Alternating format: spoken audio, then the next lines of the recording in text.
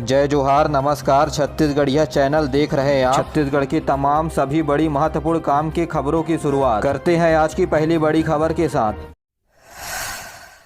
छत्तीसगढ़ में कांग्रेस घोषणा पत्र 25 अक्टूबर के बाद जारी कर सकती है। जी हां, छत्तीसगढ़ कांग्रेस के 10 दिनों में घोषणा पत्र को लेकर अंतिम बैठक होने वाली है। ऐसे में घोषणा पत्र को कांग्रेस इस तरह तैयार कर रही है जिसका असर 2024 के लोकसभा चुनाव पर भी देखने को मिल सकता है। प्रदेश में इस बार महिला वोटर्स की संख्या पुरुष वोटर्स से ज्यादा है। ऐसे में राजनीतिक दलों का फोकस आधी आबादी पर है। जहाँ कांग्रेस महिलाओं को अपने पक्ष में लाने के लिए मध्य प्रदेश कांग्रेस की नारी सम्मान योजना के तर्ज पर यहां भी योजना की घोषणा करने की तैयारी में है। तो वहीं गैस सिलेंडर पर 500 रुपये तक सब्सिडी दे सकती है। इसके अलावा महिलाओं को 1000 से 1500 रुपये प्रति महीना देने की घोषणा कर सकती है। तो वहीं कांग्रेस पार्टी 2 रुपये प्रति किलो गोबर की जगह 5 रुपये प्रति किलो गोबर खरीदने पर सहमति बना सकती है। अब तक बता दें कि घोषणा पत्र समिति की 3 बैठकें हो चुकी है। ऐसे में जल्द घोषणा पत्र जारी होंगे। बता दें कि घोषणा पत्र बनाने के लिए कांग्रेस पार्टी को 4500 सुझाव मिले हैं, जहाँ 1800 सुझावों को घोषणा पत्र में स्थान दिया गया है। मिशन इंद्रधनुष 5.0 का तीसरा चरण धमतरी जिले से शुरू हो रहा है। 25 अक्टूबर से 31 अक्टूबर तक चलने वाले इस अभियान में 5 वर्ष तक के बच्चों तथा गर्भवती महिलाओं का टीकाकरण किया जाएगा। जिले के स्वास्थ्य अधिकारी SK मंडल ने बताया कि रविवार के दिन अवकाश को छोड़कर बाकी दिनों में उप स्वास्थ्य केंद्र तथा प्राथमिक स्वास्थ्य केंद्र में, इसके अलावा आंगनबाड़ी भवन तथा पंचायत भवन में भी टीकाकरण कार्यक्रम का आयोजन किया जा रहा है। टीकाकरण हाई रिस्क एरिया, ईटा भट्टा निर्माण स्थल, शहरी स्लम, सघन जंगली क्षेत्र, जनजाति बाहुल्य क्षेत्र जैसे इलाकों को प्राथमिकता दी जाएगी। इसके लिए स्वास्थ्य कर्मचारियों को ट्रेनिंग भी दिया जा चुका है। बता दें कि टीबी, डिप्थीरिया, मलेरिया जैसे 7 प्रकार की बीमारियों से इस टीका की वजह से छुटकारा मिलता है। चुनावी दौर में केंद्रीय मंत्री रेणुका सिंह का एक विवादित बयान सामने आया है। जी हां, भरतपुर सोनहत में पत्रकारों से चर्चा करते हुए रेणुका सिंह ने कहा कि सोनिया गांधी को धक्के मारकर इटली भेज दिया जाना चाहिए। भरतपुर सोनहत क्षेत्र में रेणुका सिंह प्रचार प्रसार करने के लिए पहुंची थी, जहां पत्रकारों से चर्चा करते हुए उन्होंने कहा कि अविभाजित कोरिया मेरा मायका है। भरतपुर में मेरे पिता की नौकरी थी। प्रभारी मंत्री के रूप में मैंने भरतपुर में काम किया है। उन्होंने ये भी कहा कि मुझे विश्वास है कि मेरे मायके भरतपुर क्षेत्र से पूरा सहयोग और समर्थन मिलेगा।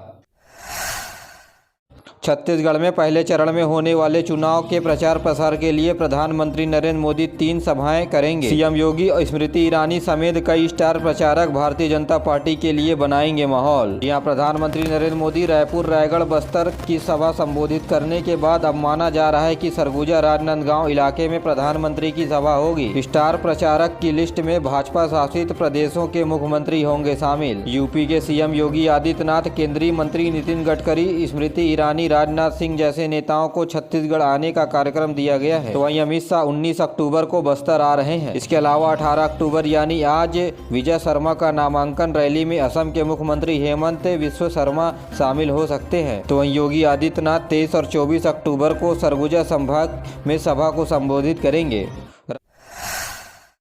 बीती शाम कांग्रेस के केंद्रीय कार्य समिति की बैठक हुई। इसके अलावा भारतीय जनता पार्टी के चुनाव समिति की बैठक भी नई दिल्ली में आयोजित की गई। दोनों पार्टियों के द्वारा अब तक प्रदेश में जिन सीटों पर उम्मीदवारों की घोषणा नहीं की गई है, उन सीटों पर प्रत्याशियों के नामों का मंथन किया गया। गौरतलब है कि भारतीय जनता पार्टी प्रदेश में 90 विधानसभा क्षेत्रों में से 85 विधानसभा क्षेत्रों में उम्मीदवारों की नामों की घोषणा कर चुकी है। वहीं कांग्रेस द्वारा अब तक 30 सीटों पर प्रत्याशियों के नाम घोषित किए गए हैं। तो वहीं कांग्रेस की ओर से जगदलपुर सीट में प्रत्याशी के नाम की घोषणा नहीं की गई है। इस सीट पर प्रथम चरण के तहत 7 नवंबर को मतदान होना है। यहाँ नामांकन भरने की अंतिम तिथि 20 अक्टूबर है। छत्तीसगढ़ में कांग्रेस पार्टी के द्वारा 90 विधानसभा चुनाव में इलेक्ट्रिक बाइक से होगी प्रचार। यहाँ छत्तीसगढ़ के सड़कों पर जल्द ही अब कांग्रेस पार्टी इलेक्ट्रॉनिक बाइक से राज्य सरकार की नीतियों का प्रचार प्रसार कर सकती है। यह बाइक पूरी तरह से प्रदूषण रहित इलेक्ट्रॉनिक बाइक है। बाइक के पीछे LED टीवी तथा साउंड स्पीकर भी लगा है, जो सरकार की रीति और नीति का प्रचार प्रसार करेगी। इस बाइक के जरिए छोटे छोटे जगहों पर कांग्रेस को सभा करने के लिए सहायता मिलेगी। यह बाइक एक बार में चार्ज करने पर 70 से 80 किलोमीटर छत्तीसगढ़ में विधानसभा चुनाव के लिए पहले चरण के सीटों पर प्रत्याशियों के द्वारा नामांकन पत्र भरने का सिलसिला जारी है। तो वहीं बीते शाम मंगलवार को 16 नामांकन पत्र भरे गए। पहले चरण के 20 विधानसभा सीटों के लिए अब तक 23 नामांकन भरे जा चुके हैं। तो वहीं नामांकन भरने की अंतिम तिथि 20 अक्टूबर है। प्रदेश में अब तक 69 विधानसभा क्षेत्रों में राजनीतिक प्रचार प्रसार के लिए की अनुमति हेतु 648 आवेदन प्राप्त हुए हैं, जिसमें से अब तक 345 आवेदनों को अनुमति प्रदान की जा चुकी है। प्रदेश में होने वाले विधानसभा चुनाव के लिए हमर राज पार्टी ने बीते शाम उम्मीदवारों की पहली सूची जारी की। इसमें 19 सीटों के लिए प्रत्याशियों के नाम घोषित किए गए हैं। सूची के अनुसार बस्तर संभाग से 5, सरगुजा से 3, तो वहीं 7 सीटों पर सामान्य प्रत्याशियों के नाम की घोषणा की गई है। पार्टी ने 50 सीटों पर अपने उम्मीदवार उतारने का निर्णय लिया है। प्रदेश कांग्रेस ने राजनांदगांव में भारतीय जनता पार्टी के द्वारा आयोजित एक कार्यक्रम में यानी चुनावी सभा में दिए गए आपत्तिजनक बयान को आपत्तिजनक बताते हुए सांप्रदायिक हिंसा बढ़ाने का बयान कांग्रेस के द्वारा बताया गया है। कांग्रेस ने मुख्य चुनाव आयुक्त को पत्र लिखकर शिकायत की है। पत्र में कहा गया कि भाजपा के द्वारा चुनावी सभा में बीरनपुर जैसे मामले को उजागर करते हुए सांप्रदायिक तनाव बढ़ाया है, जिसके चलते प्रदेश में शांति व्यवस्था भंग हो रही है। कांग्रेस ने इस मामले में चुनाव आयोग से भाजपा नेताओं के खिलाफ कार्रवाई करने की मांग की है। छत्तीसगढ़ में चेकिंग के दौरान पुलिस ने जब्त किया 15 किलो से ज्यादा जेवर, 10 लाख रुपए नगद किए बरामद। जी हां, कोरबा पुलिस को चेकिंग के दौरान बड़ी सफलता हाथ लगी है। पुलिस ने 15 किलो से ज्यादा सोने चांदी के जेवर तथा नगद जब्त किया है, जिसमें हरदी बाजार थाना पुलिस के चेकिंग पॉइंट पर 15,087 किलोग्राम सोना चांदी के जेवरात बरामद किए गए हैं, जिसकी कीमत लगभग 3,50,000 रुपए बताई जा रही है। साथ ही जाँच के दौरान 10 लाख रुपए भी पुलिस ने जब्त किया है। जहाँ बांगो थाना क्षेत्र में 8 लाख रुपए तो वहीं मानिकपुर पुलिस चौकी पर 2 लाख रुपए बरामद किए हैं। तेलंगाना का बांध छत्तीसगढ़ के सरहदी गांव के लोगों के लिए बना अभिशाप। छत्तीसगढ़ वासी 2 साल से विस्थापन का कर रहे इंतजार। बीजापुर में लगभग 6 लाख एकड़ की सिंचाई के उद्देश्य से गोदावरी नदी पर तेलंगाना सरकार के द्वारा उच्च स्तरीय बांध का निर्माण कराया गया। यह बांध छत्तीसगढ़ के उस छोर पर बसा है जहाँ बीजापुर जिले की सीमा लगती है। सरहद से लगे बीजापुर जिले के अटकुपल्ली ग्राम पंचायत के आफरित ग्राम कलंदा समेत आधा दर्जन गाँव के लोग इस नदी के चलते पलायन कर चुके हैं। 2 साल के अंदर वर्तमान सरकार के द्वारा बांध को विस्थापित करने के लिए कहा गया था, लेकिन अब तक किसी भी प्रकार की कार्रवाई नहीं की गई है। ग्रामीण जन अपने घर द्वार को छोड़कर पलायन करने को मजबूर हो रहे हैं।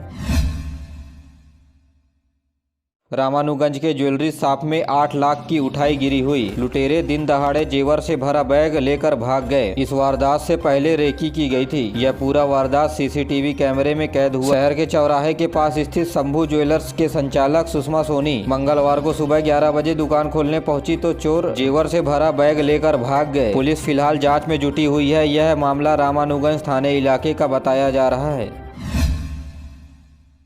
छत्तीसगढ़ में अगले 48 घंटे के बाद बदलेगा मौसम। रात के तापमान में आएगी गिरावट। शहर के बाहरी क्षेत्रों में लगेगी ठंड। जी हां, रायपुर के मौसम वैज्ञानिक एसपी चंद्रा के मुताबिक अगले 48 घंटे के बाद रात के तापमान में मामूली गिरावट का दौर शुरू हो जाएगा, जिससे शहर के बाहरी इलाकों में ठंड का एहसास होने लगेगा। आपको बता दें कि तिल्दा में सबसे ज्यादा 35.6 डिग्री टेम्परेचर रिकॉर्ड दर्ज किया गया है। तो वहीं प्रदेश के रायपुर, बिलासपुर, दुर्ग शहरों में अधिकतम तापमान 30 डिग्री सेंटीग्रेड रहा। तो वहीं दुर्ग और राजनांदगांव में न्यूनतम तापमान अब तक 21 डिग्री रिकॉर्ड दर्ज किया गया है, जो सामान्य से 1 डिग्री कम है। तो अंतागढ़ से अनूप नाग निर्दलीय लड़ सकते हैं चुनाव। समर्थकों ने कहा टिकट काटकर कांग्रेस ने किया धोखा। जी हां, अंतागढ़ विधानसभा क्षेत्र के वर्तमान विधायक अनूप नाग का कांग्रेस पार्टी ने टिकट काट दिया है, जिसके बाद कार्यकर्ताओं और समर्थकों का कहना है कि अनूप नाग अब निर्दलीय चुनाव लड़ेंगे। कांग्रेस एक और अनूप नाग की टिकट काटकर सरपंच चुनाव हारने वाले रूप सिंह पोट्टई को टिकट दिया है। आपको बता दें कि पोट्टई अपने ग्राम पंचायत में 631 वोट से हार गए थे।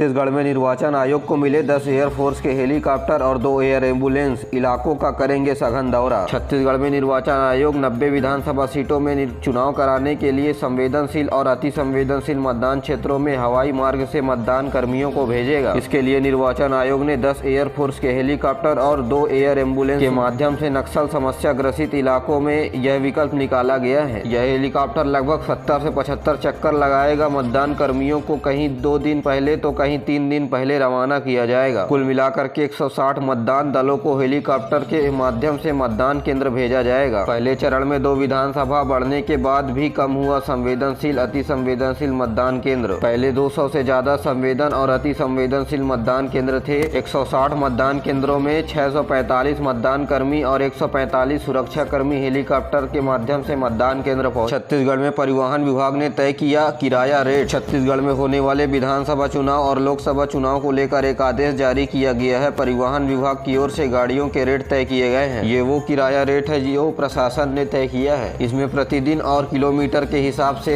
दर तय की गई है। 50 रुपए से लेकर 4000 रुपए तक प्रशासन हर दिन गाड़ी किराया पर लेगा। इसमें गाड़ी के प्रकार और उपयोग के आधार पर भी दर को तय किया गया है। चुनाव प्रचार के दौरान 15 सीटर तक जो गाड़ी है उन्हें 50 रुपए प्रति किलोमीटर की दर से किराया लिया जाएगा।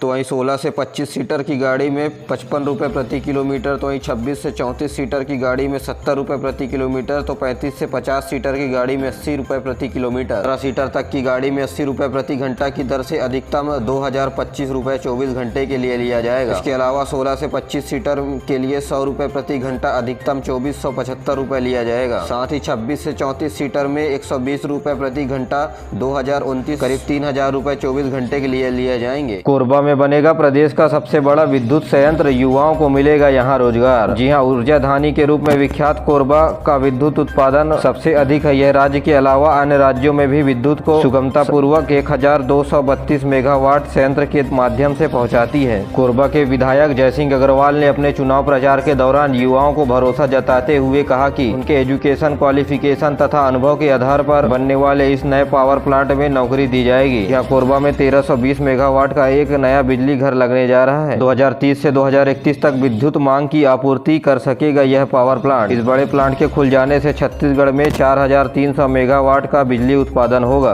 Inter college